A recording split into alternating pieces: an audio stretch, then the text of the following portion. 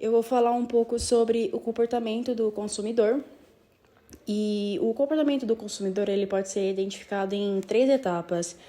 A preferência do consumidor, restrições orçamentárias e as escolhas do consumidor, né? E são elas as etapas básicas da teoria. Quando nós aprofundamos os nossos conhecimentos acerca do comportamento do consumidor, nós vemos que a primeira etapa do consumidor, ou seja, sua preferência, como já citada, pode ser uma preferência básica ou uma preferência mais complexa, como o desejo de trocar de carro ou de adquirir um bem de maior valor do que outro que já possui. Porém, todas essas preferências passam pela próxima etapa que já foi citada anteriormente, a etapa de restrição orçamentária. Ou seja, depois de reconhecer a sua preferência, o consumidor passa então a buscar informações sobre o produto em que ele prefere.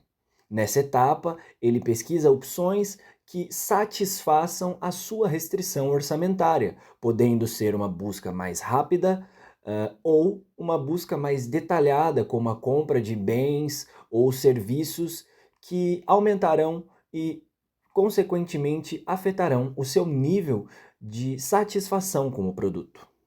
Por fim, nós temos a escolha do consumidor, ou seja, após avaliar as informações, o consumidor então decide qual produto ou serviço deseja adquirir.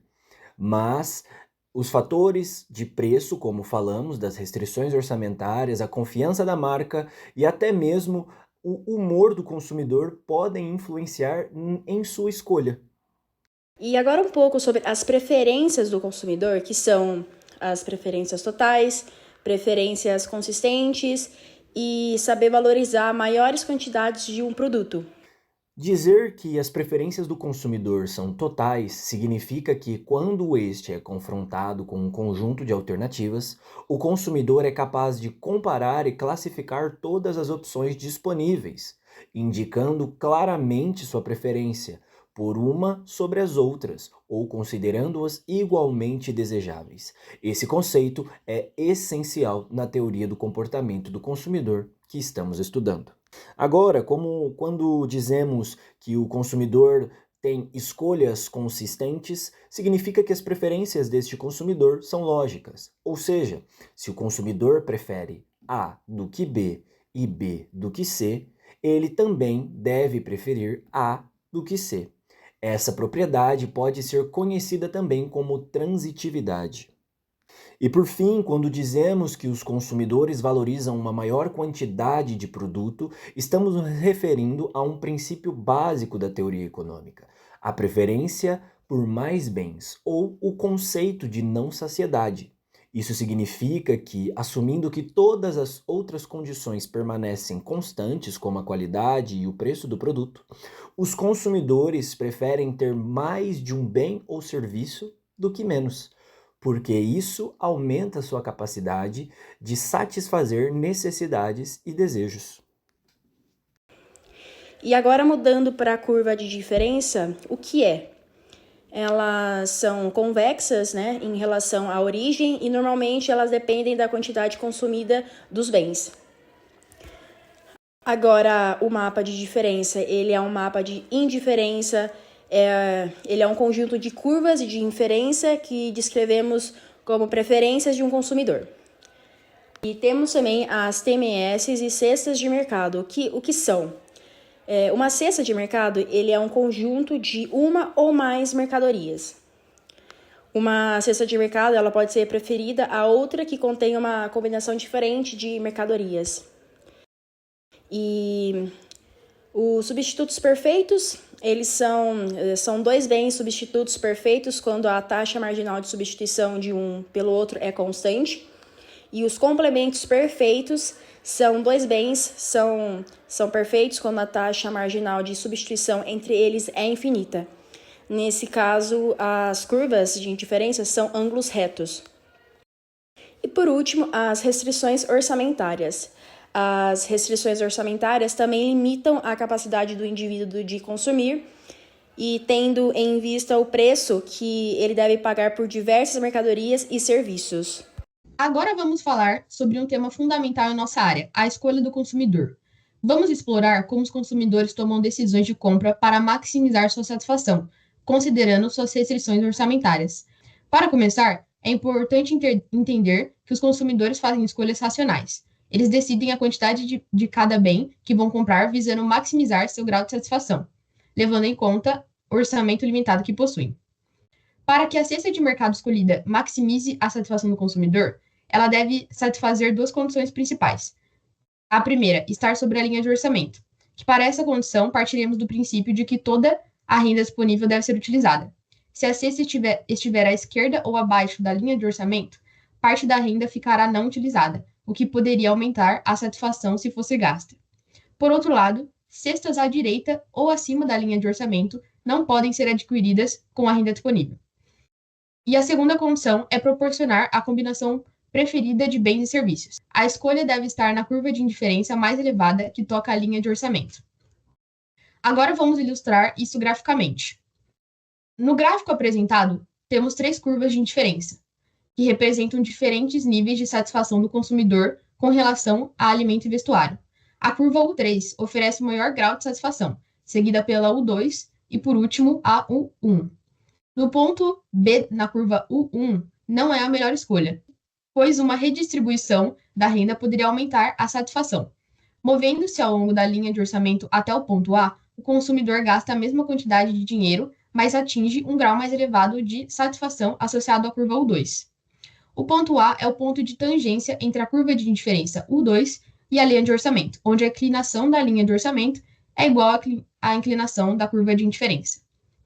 A maximização da satisfação ocorre quando a taxa marginal de substituição, TMS, é igual à razão entre os preços dos bens. No ponto a TMS é igual a meio, indicando que um consumidor está disposto a trocar meia unidade de vestuário por uma unidade de alimento. Mesmo que dois consumidores diferentes tenham a mesma TMS, suas preferências individuais podem levar a diferentes quantidades consumidas de cada bem.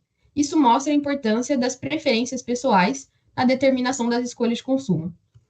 Agora, vamos falar sobre as soluções de canto. Essas ocorrem quando o consumidor opta por não consumir uma das mercadorias. Por exemplo, algumas pessoas podem decidir não gastar nada com viagens e entretenimento. No gráfico a seguir, vemos o consumidor que escolhe adquirir apenas sorvete, demonstrado pela letra S, e nenhuma quantidade de iogurte congelado, demonstrado pelas iniciais IC. Esse é um exemplo de solução de canto, onde a cesta adquirida está no canto do gráfico. No ponto B, a TMS de sorvete por iogurte congelado é a maior que a inclinação da linha de orçamento, indicando que o consumidor prefere mais sorvete e nenhum iogurte congelado. Quando ocorre a solução de canto, a TMS do consumidor não se iguala necessariamente à razão entre os preços. A condição necessária para a maximização da satisfação é dada pela inequação TMS maior ou igual à razão dos preços. Se a solução de canto ocorresse no ponto A inequação seria invertida. A quantidade de um produto que os consumidores adquirem pode depender da natureza de suas preferências e da inclinação da linha do orçamento. Se a TMS do sorvete por iogurte for substancialmente mais alta que a razão entre os preços, pequenas variações no preço do iogurte congelado não alterarão a escolha do consumidor. No entanto, uma queda significativa no preço pode levar o consumidor a mudar de ideia e adquirir grandes quantidades de iogurte congelado. Em resumo, discutimos como os consumidores fazem escolhas racionais para maximizar sua satisfação dentro das restrições orçamentárias. Vimos que a cesta de mercado ideal deve estar sobre a linha de orçamento e proporcionar a combinação preferida de bens e serviços. Também exploramos as soluções de canto, onde o consumidor opta por não consumir uma das mercadorias. Agora falando sobre preferência revelada, esse é um conceito muito interessante na microeconomia, que nos ajuda a entender como as escolhas dos consumidores podem revelar suas preferências, mesmo que eles não nos digam diretamente o que preferem. Mas o que é preferência revelada? Nada mais é do que descobrir as preferências de um consumidor só analisando as escolhas que ele já fez. Para isso, precisamos observar um bom número de decisões de compras feitas por essa pessoa, em diferentes momentos, com preços e níveis de rendas variados. A ideia é bem simples. Imagine que o consumidor escolhe uma cesta de mercado mais cara em vez de outra mais barata. Isso demonstra que ele realmente prefere essa cesta mais cara. Afinal, se ele tivesse preferido a mais barata, teria optado por ela. Bom, agora, levando exemplos graficamente, temos duas linhas de orçamento, primeiramente, L1 e L2. Quando o consumidor está na L1, ele escolhe a cesta A em vez da B. Aqui, a cesta A se revela preferida a B. Já na linha L2, o consumidor escolhe a cesta B. Isso significa que a cesta B é preferida a D. No gráfico, dá para visualizar isso bem. Todas as cestas na área verde são menos preferidas que A, enquanto as da área laranja claro são mais preferidas que A. Enquanto as quatro linhas de orçamento, com a linha L3, o consumidor escolhe a cesta E, e isso demonstra que E é preferida a A, porque A foi descartada nesse momento. Com a linha L4, ele escolhe a cesta G, que também é preferida a A. Mais uma vez, no gráfico, a área verde representa as cestas que ficam abaixo das preferências por A, enquanto a área laranja claro representa as cestas que são melhores que A. Agora, partindo para a utilidade marginal e como ela influencia a escolha do consumidor, antes disso, a utilidade marginal, por definição, é o quanto de satisfação ou benefício adicional a gente ganha ao consumir mais uma unidade de um bem. Trazendo o exemplo, na realidade, no primeiro pedaço de pizza que você come quando está com fome, ele traz uma satisfação enorme, mas à medida que você come o segundo, terceiro ou quarto pedaço, a satisfação começa a diminuir. Isso é o que chamamos de princípio da utilidade marginal decrescente. Quanto mais consumimos de algo, menor damos as unidades adicionais. Além disso, pode-se relacionar o conceito de utilidade marginal ao problema de maximização de utilidade por parte do consumidor através da equação TMS é igual à utilidade marginal do alimento pela utilidade marginal do vestuário. À medida que o consumidor desistir das quantidades maiores de vestuário para obter as quantidades adicionais de alimento, a utilidade marginal de alimento cairá e a de vestuário aumentará. A TMS, por sua vez, acabará diminuindo. Logo, sabendo que a TMS é igual ao preço do alimento pelo preço do vestuário e também é a utilidade marginal do alimento pela utilidade marginal do vestuário, pode-se obter a equação a seguir. Utilidade marginal do alimento pelo preço do alimento é igual à utilidade marginal do vestuário pelo preço do vestuário. Essa equação diz que a maximização da utilidade ocorrerá somente quando o consumidor tiver satisfeito o princípio da igualdade marginal, isto é, igualado à utilidade marginal por unidade monetária gasta em cada um dos bens. Bom, agora partindo para um exemplo de utilidade marginal, um estudo nos Estados Unidos comparou os níveis de felicidade entre diferentes classes econômicas. Ele mostrou que a felicidade aumenta conforme a renda sobe, mas a um ritmo decrescente. Isso reflete o mesmo princípio da utilidade marginal decrescente. O aumento de renda traz mais satisfação, mas a cada novo pulo de renda tem um impacto menor na felicidade do indivíduo. É como se o primeiro aumento salarial fosse muito significativo, mas aumentos posteriores não trouxessem a mesma intensidade do benefício. Agora, falando sobre racionamento, ele é uma alternativa ao sistema de preços, que pode ser usada para lidar com a escassez de um produto. Ou seja, ele é uma forma de distribuir bens escassos que não dependem diretamente do sistema de preços. Em vez de deixar que a oferta e a demanda determinem quem consegue adquirir o produto, o racionamento ele busca oferecer a todos os consumidores as mesmas oportunidades de acesso. Para muitas pessoas, isso pode parecer mais justo do que um sistema de mercado, onde aqueles com maior renda podem pagar mais pela mercadoria, excluindo quem tem menos poder aquisitivo. Um exemplo clássico disso acontece quando há escassez de itens essenciais, como alimentos ou combustíveis. O racionamento garante que todos tenham a chance de obter o produto, independentemente da sua renda. Para entender como é possível analisar o racionamento, usando o modelo de consumidor básico, observe o racionamento de gasolina que ocorreu durante 1979, como exemplo a seguir. Quando um bem é racionado, os consumidores têm à disposição uma quantidade menor do que desejariam comprar, e sua satisfação pode ser menor. Sem o racionamento de gasolina, até 20 mil galões de gasolina estariam disponíveis para o consumo anual, visto no ponto B.